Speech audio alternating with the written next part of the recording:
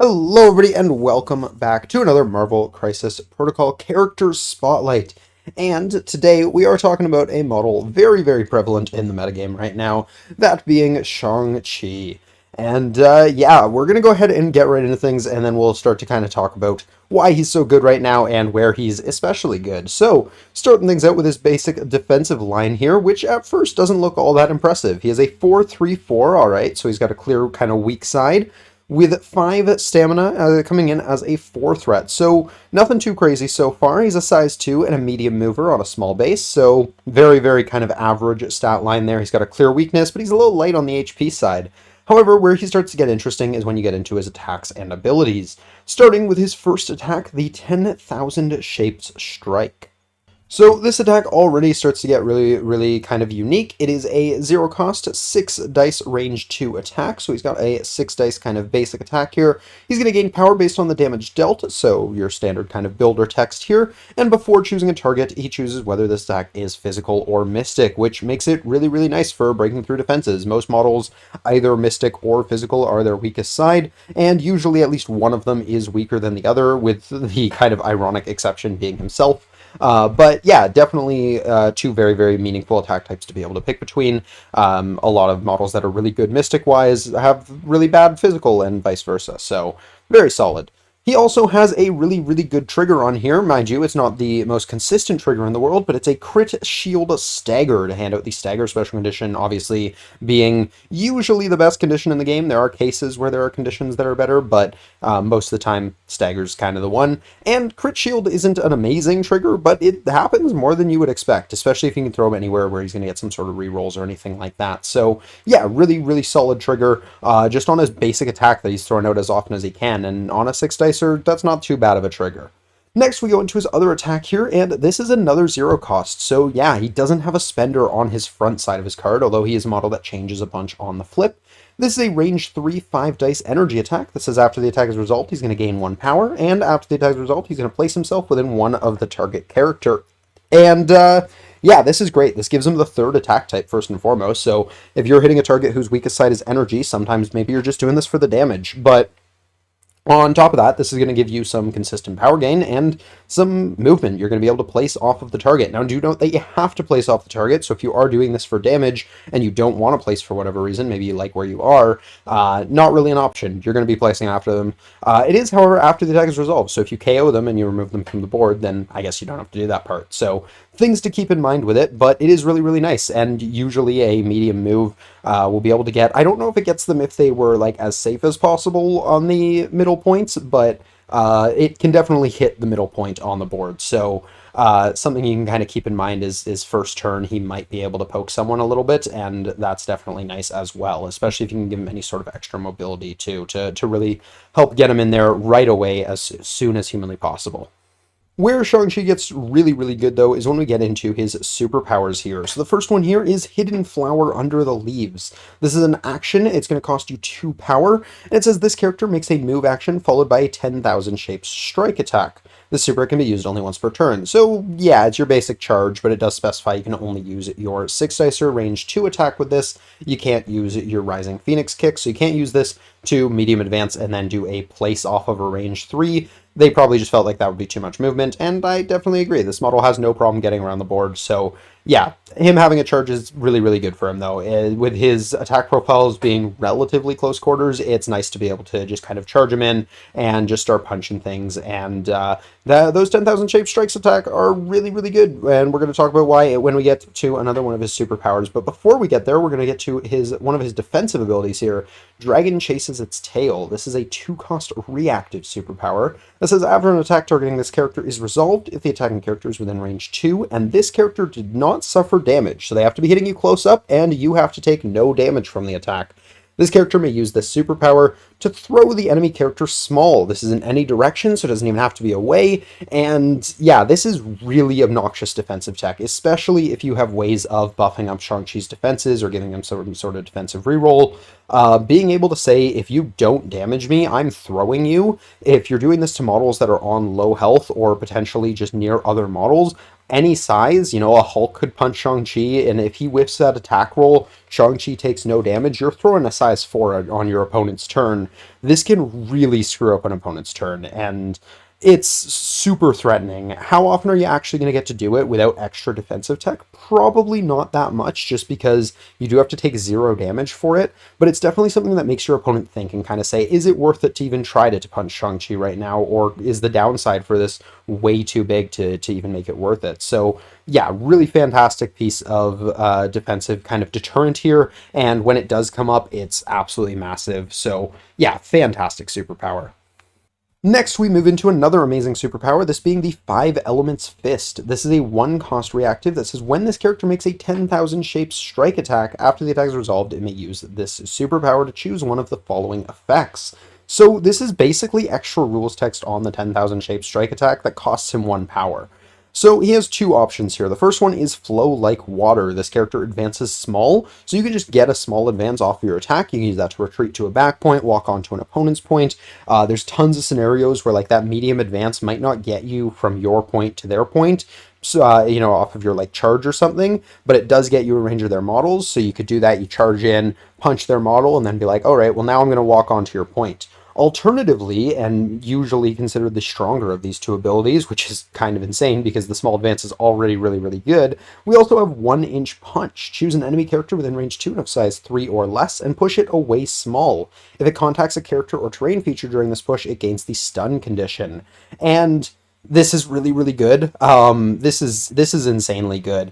You can push characters that you're not even punching using this superpower, which is part of what makes it so insanely good. You can kind of say, like, this model, I don't want to power him up, so I'm going to punch this model beside him. I'm going to then push the model that I didn't want to power up, I wanted out of my face. He's going to go over here, and he's going to be stunned. So now I'm not going to power him up at all.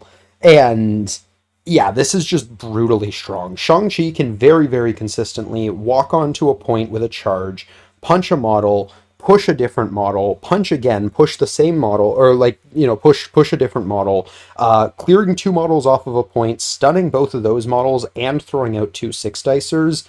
This is really, really good. And not to mention he's got a stagger trigger on top of this. And if you push, stagger, and stun a model off of a single basic punch, and it all costs you 1 power, it's really, really good, and not all that surprising that this model is super relevant in the meta right now. So yeah, 1-inch punch is an amazing option here. And again, you have the Flow Like Water as well, when, you know, maybe stunning these characters doesn't mean much. Maybe they're already dazed. Maybe you just don't care that much, or, you know, they can have power. They're models that don't really do that much with it.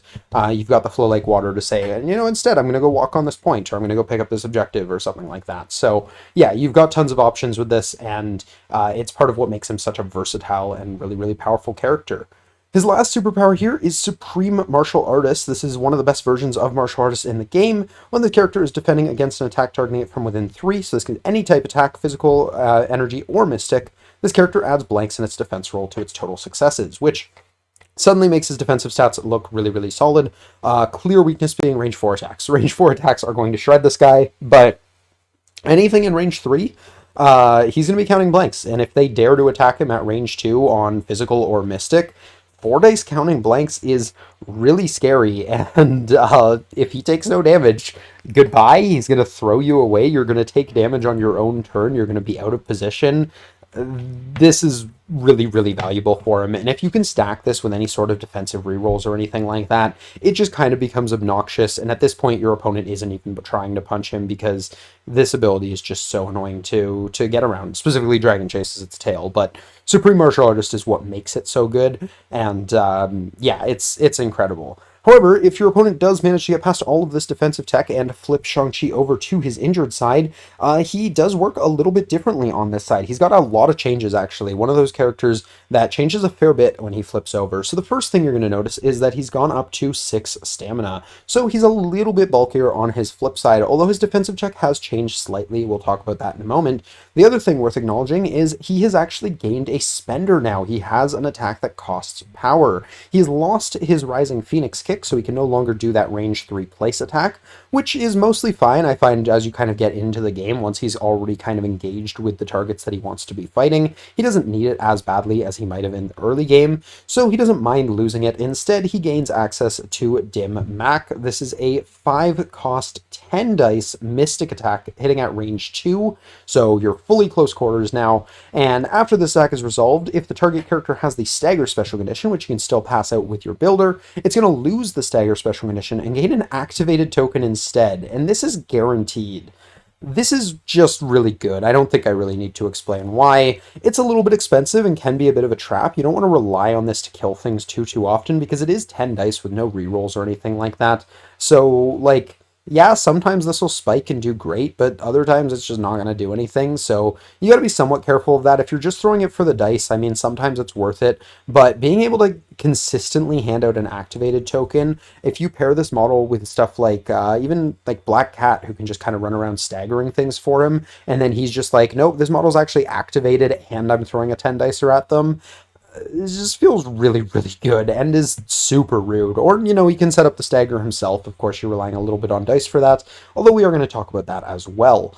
This attack is really solid and definitely a nice addition for him on his flip side, especially since he's going to usually wake up with a fair bit of power, and his front side of his kit really isn't that expensive to use. His defensive tech, if you're getting to do it often, you're probably not complaining about it, but it's the most expensive thing he has, and it's really not that bad. So yeah, he has no problem generating the power in the kind of first half of the game to have this online by the time he flips, and can be a really good just kind of threat of, hey, I'm going to activate this model, you're going to have to deal with that. And, you know, you better hope it's not like a Hulk or any other high threat character that you're running.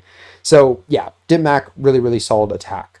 The other thing that changes is his options off of 10,000 Shapes Strike change slightly. It's the name of the ability is also changed to 64 Infinite Palms, and it still costs 1, and it still has the exact same basic rules text, and it still has the 1-inch punch, where you can push an enemy and stun them, but he no longer has the mobility, which I always find a little annoying because I get so used to having it and then losing it on this side, but the ability he gains is still really good. He gains Cleansing Strike, where he gets to remove a damage and a special condition from himself, and because these abilities are not limited to once per turn, if he makes 2 attacks in a turn, he can remove 2 damage and 2 conditions from himself, which feels really good on a model that still counts blanks on defense and now has 6 stamina. The healing is definitely very nice for him. So yeah, really good abilities still on this. And the other thing that changes is he loses the ability to throw people who punch him. He no longer has, I forget what it's even called, Dragon Chases its tail? Yeah, Dragon Chases its tail is gone, and it's been replaced with Wild Goose Leaves the Flock. This is a 3-cost reactive superpower, so this side of his kit is generally a little bit more expensive. It says when this character is targeted by an attack within range 2, it may use this superpower. After the attack is resolved, this character may advance small, then place the attacking character within range 1 of this character. This superpower can be used only once per turn.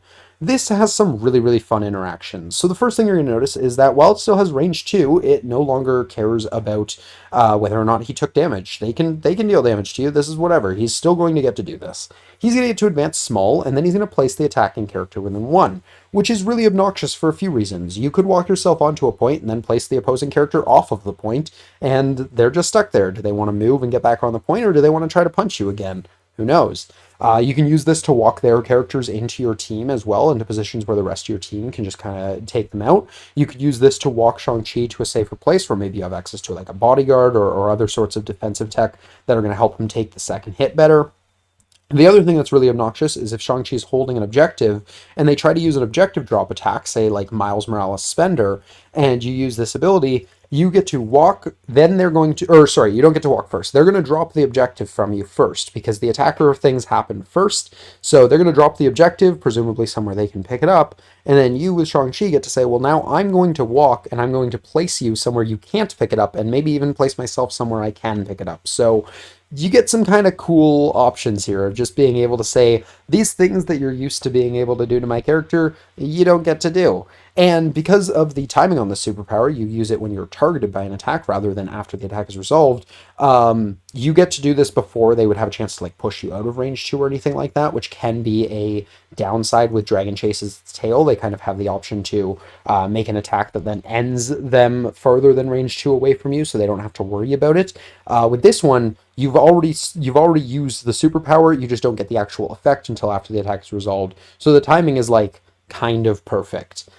This superpower is insanely good, and just as good, if not better, than Dragon Chase's tail, because you actually get to do it regardless of whether they deal damage to you. And yeah, really, really powerful, really annoying piece of defensive tech to play against. So with all that out of the way, it's time to look at affiliations and tactics cards for this man, and this guy has a lot going on, so this video is already running a little long, so we're going to try and get through this part relatively quickly, because I don't want to waste your guys' time too much here. But first things first, for tactics cards, we have Chi Mastery, and this card is really good for Shang-Chi. When Shang-Chi makes an attack during the modified dice step of the attack, he can spend 3 power to play this card. He may change 2 results in either the attack or defense roll to any result. This is just really good. I mean, first of all, you can use this to guarantee the stagger on your basic builder attack. Give yourself the crit and the shield if you didn't have them already, and bada boom, bada bing, you've done the thing. You have gotten the stagger trigger and potentially an extra damage with the critical as well. Alternatively, you're just trying to take something out, just say, hey, that's 2 more successes on my attack roll. And you're seeing this during the modified dice step, so you've already seen what they rolled defensively before their rerolls and things like that, and that's just really, really good. The other kind of neat thing about it is that you could also choose to change the dice in the defense roll to any other result, which can be really fun if your opponent has something like a reverse pierce, or even just you got a perfect roll already, you got 6 successes, or your crits all succeeded or whatever, and they blocked 2, and you're like, well, I needed to do 6 damage. Hey, I'm going to turn your two blocks into skulls, and now you can't even reroll them, so deal with that. Really rude things you can do with this. This card is fantastic, and I'm not going to say it's an auto-include with Shang-Chi, but like, if you have a 5th card slot, it's definitely worth taking pretty much every time. This card is just great, and Shang-Chi is not exactly power-starved most of the time, so he can usually afford this without really feeling it too badly. The next card he has here is Human Weapon. This is an attack card. It's an active action to play it. During his activation, he can spend 4 power to play this card. He advances his speed, so he gets to do his medium advance, and then make the attack shown above. So it's kind of like a charge attached to this, and it's an area 2 attack that's going to be throwing out 6 dice on the physical side here, and that attack is the 8 Linking Palms Strike. Before damage is dealt, the target character is going to gain the stun condition. This is just automatic and before damage, which is definitely nice. It's also got the Crit Wild Shield Relentless Barrage. After each attack is resolved, the target character gains the Stagger special condition. However, that's on a 3-symbol trigger, which isn't the most consistent, even on a 6-dicer. In theory, you could actually pair this with his other card to be able to, help guarantee at least one of those area attacks there, but that's only really going to affect one of them. Overall, this card is interesting. It has potentially some really, really cool things. The auto stun is nice. The fact that it's kind of got a pseudo charge on there as well is neat. And, just being an area attack is not bad. For 4 power, considering it's also got the charge in there, it's probably worth it most of the time if you do choose to bring this card to actually use it. It's going to be able to do its thing. But most of the time, I find his other card is probably worth more to take. And if you're bringing both cards, you're kind of putting a lot of eggs in one basket and really asking your opponent to target him down, so not always worth it. But overall, I do think it's an interesting card and definitely has some cool effects if you do choose to bring it. It's just that his attacks are kind of good enough as they are that you don't really need this most of the time. So that's kind of where I'm at with it, but I don't think it's a bad card by any means. As far as affiliations are concerned, he's only a member of 2 affiliations, the first one being Avengers. And I absolutely love him in Avengers. We're just going to kind of go through these leaders one at a time here, but he absolutely loves all of these leaders here. The first one being Steve Rogers, Captain America. And this is, of course, Core Box 1 cap, where he's going to reduce the cost of your superpowers. This is great for Shang-Chi. He has both defensive and offensive superpowers, both ones that he's now able to use pretty much right from the start of the game. Having that charge online turn one is amazing for Shang-Chi, and being able to do Dragon Chase its tail for one, or his flip side one where he gets to advance for only two, is really, really nice. So yeah, he definitely appreciates that a bunch. In terms of synergies with the model, he doesn't mind having the bodyguard there either when he does start to get low on health, or if attacks start coming in from outside of range 3 that he doesn't get to count blanks on. Being able to say, no, I'm throwing those on Steve instead definitely feels really, really nice for him. So yeah, overall, I think he loves Steve. But probably his favorite leader in the Avengers is actually going to be Sam, I think. And the reason why is just because he works really, really well with the leadership. Basically, for Sam, when any of your allied characters get dazed or KO'd, one of your other allies is going to get to heal one, remove a condition, and advance short. And this is fantastic for a model like Shang-Chi, who has a relatively lower health pool, but lots of really, really good defensive tech. Every single health point on him is huge, and being able to remove conditions, move him around, and heal him is just fantastic. Yeah, he loves Sam. Sam is great for him. The next one that's also really, really good for him is Captain America First Avenger, this being Core Box 2 Captain America.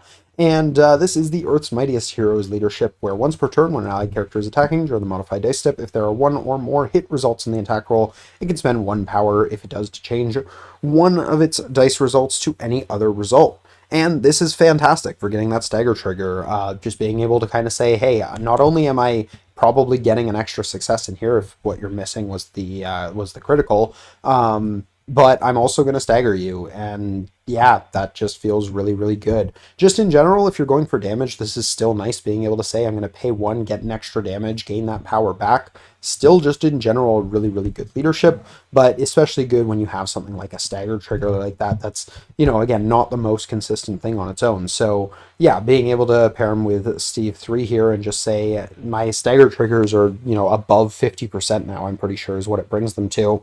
Feels really, really good. And aside from Steve 3 here, there is one more leader for Avengers. We don't talk about too much, since usually he doesn't get brought as the leader, and that is going to be Hulkbuster. And I do think he gets an honorable mention here, just because Shang-Chi's biggest weakness is having stuff thrown at him. None of his defensive tech works against collisions, so being able to reduce collision damage by one is nice, and Shang-Chi has 4 dice, so, he's still all right at taking those. With this leadership, he actually feels, for the most part, pretty good against them. So, yeah, Hulkbuster, weirdly an interesting one for him. And if you're playing against something like a really throw-heavy Asgard or something like that, or Brotherhood, Hulkbuster with Shang-Chi is probably a really, really solid combo for that. The other affiliation he's a member of is going to be the Defenders, and I also really, really like him in Defenders, specifically under the Daredevil leadership, where you get to reroll a number of your attack dice equal to the number of enemy characters within range 2 of yourself. This is great for him. Most of his attacks he's throwing out are builders, so he's going to be gaining extra power for doing any extra damage. This is also just helping his odds in getting that stagger as well. Not quite as consistently as, say, Steve 3 in Avengers, but definitely not in any small way either. Being able to charge into a kind of the ideal position where you get 2 or maybe even 3 enemy models in range 2 of yourself, and then throwing out a punch with up to 3 rerolls gives you really, really good odds on getting that trigger and just doing good damage with Shang-Chi. So yeah, Daredevil's leadership feels pretty good for him. You also get the kind of fun synergies there with being able to baton hook models in early game and then have Shang-Chi either flying kick to them or maybe even being able to walk up and punch them right away. So definitely works reasonably well together with Daredevil as well. They do have similar defensive tech. You're going to have to keep that in mind if your opponent has ways of kind of getting around one of them. They might be able to get around the other, just kind of being that they ignore blanks. So, I mean, they're both going to die to throws pretty easily is kind of their biggest deal. Daredevil's weakness being slightly different. Instead of being outside of range, it's based on the attack type, Mystic being a problem for him, whereas Shang-Chi doesn't mind too much. But yeah, just kind of something to keep in mind. If your opponent's throw heavy, then both Daredevil and Shang-Chi are having a bad time, and that's not really where you want to be. The other leader here is Doctor Strange, and unfortunately, I don't think Doctor Strange's leadership is all that good for Shang-Chi because he is already attacking on all 3 sides, so he's really not that concerned with being able to change his attack type. Hanging out the Hex condition is fine, and he can usually afford the power to be able to do it, so, I mean, he's still certainly not bad here just because Shang-Chi is a really, really strong model, but he's not actually getting all that much out of the leadership itself.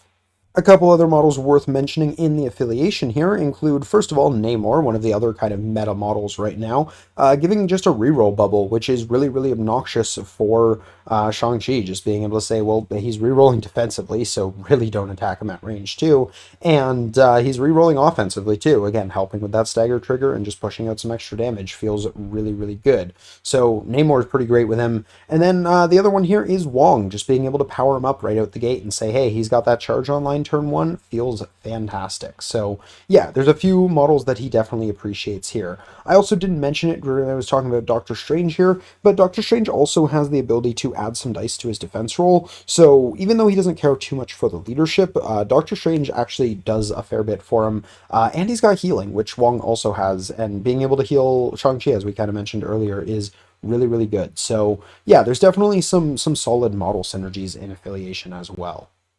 As far as other affiliations go, I think there's a few interesting places for Shang-Chi, but honestly, you can kind of put this model almost anywhere and he's going to do well because he's a generically very good model, super versatile, able to do a lot of different things. He can be a control piece, he can be a decent attrition piece, he can be a really bulky, annoying to remove objective holder. You just got to be kind of careful with what you're running him against. He's going to have a worse time against a team like, say, Guardians of the Galaxy or even Shield. Why am I blind? There it is. That can do this kind of like gunline further range sort of thing. Those are going to be the things that he's really scared of and you want to kind of watch out for when you're playing him. But other than that, he's a really, really effective model to just kind of say like, I want a model that can run in, fight some stuff real good, throw a bunch of models all over the place, stun them, stagger them, that sort of deal. He's just fantastic, and you can kind of get away with bringing him anywhere. But the things that he's really going to appreciate the most are, in my opinion, two things. The first one being rerolls of pretty much any form. He doesn't mind paying for them, so he doesn't mind stuff like Invincible Iron Man or Black Panther 1, or Loki for that matter, if you're looking at Asgard. Rerolls are great for him. He doesn't have rerolls normally, so giving him access to them feels really, really good. Similarly, obviously, things like Guardians will be really good for that, or you could get into like Shadowland Daredevil, Jane, tons of different options for rerolls in this game.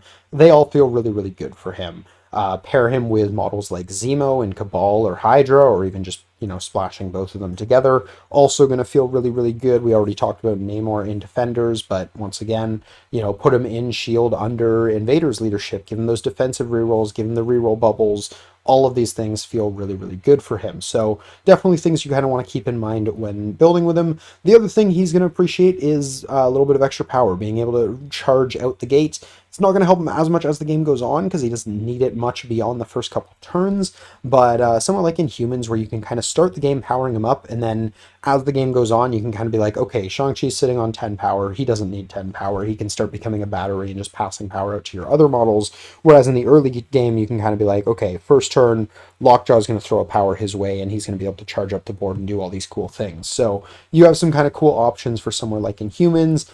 You can really play an annoying kind of bait game with A-Force of like, okay, do you want to punch someone and have a Shang-Chi in your face? Brotherhood could be kind of interesting. He doesn't have a throw himself, but under something like Magneto, being able to just be like, this other model threw a piece of terrain, so Shang-Chi's going to get to do his thing here. So yeah, anywhere you can kind of give him some extra power definitely feels really, really good for him. The last one I'm going to kind of mention and actually talk about like a specific leadership and how it works with him is Red Skull 3, which I think is really, really fun with him because he has the ability to treat a skull as a crit result, and that feels really, really cool with Shang-Chi because he gets to use that skull now for part of his stagger trigger, being a crit shield trigger, and usually not being too concerned with the power. So not only, again, is he getting more damage and potentially gaining more power out of it, but he's also got much better odds at that stagger now. That effectively becomes the same as a hit shield trigger, which is a lot better than a crit shield trigger. So yeah, this is a really, really solid leadership for him. And of course, you're throwing another die in, which also helps you potentially get that shield if you didn't have it already. So yeah, being able to give him more abilities for his stagger there, and then Red Skull also being able to teleport him up the board with Nothing Is Beyond My Reach as well. So being able to get him into the fight sooner also feels really, really good. And then again, that later in the game, you can use him as a battery for power is only for the one who rules. you get some kind of cool synergies there. So I definitely like him under Red Skull 3, and Cabal in general. I already mentioned Zemo being kind of cool with him, and some other characters who have access to rerolls and things like that are here as well. So things that he really, really appreciates. But yeah, overall, honestly, it's kind of hard to talk about Shang-Chi in one specific place because right now he's kind of being played everywhere, and I think there's a reason for that, and it's just that he's an insanely good model. He does so many different things with even his basic attacks. He's a really obnoxious model to try and take down, and yeah, just in general feels like a model that kind of as a 4 threat is going to take so much of your opponent's attention and energy to deal with. He's not a model that's going to walk out and just start two-shotting Hulk. Like he's not a damage dealer. He can do okay damage. Throwing out consistent 6 dicers will definitely do solid damage as the game goes on. And once he gets to his flip side, 10 dicers will definitely start to add up as well. But not really his main role. He's really going to be more of kind of that model that's going to get in your opponent's face, be a problem they have to deal with, because otherwise he's staggering you, he's stunning you, he is doing real damage. He might not be necessarily getting that many dazes or KOs, but he's going to be lining up models. He's going to be getting models low for the rest of your team. He's going to be hitting on weak sides. He's going to be getting around a lot of defensive tech, so those squishier models he will be able to take out relatively consistently. And yeah, he's just super annoying to kind of deal with once he gets in your face. So he works pretty well pretty much anywhere. I mean, he's just a really, really good model right now. But yeah, I think that is basically my thoughts on Shang-Chi right now and where he's kind of at. Overall, he's really, really good. And I mean, if you're not playing him, you probably should consider him because he can be splashed in just about any affiliation with some obvious exceptions, stuff like, Apocalypse, where they're very specific about what they want to have. Those ones are a little bit harder to just throw him in there, but he can play pretty much anywhere and feel pretty good in, well, everywhere I've tried him at least.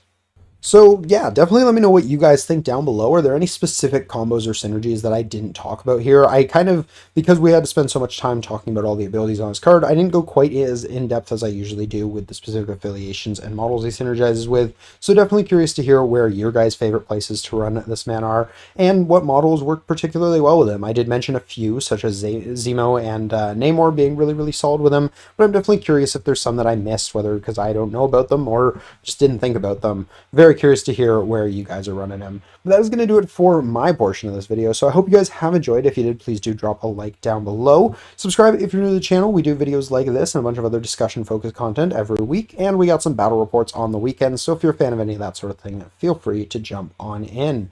But that's going to do it for now. So until next time, have a good day, everybody. Peace.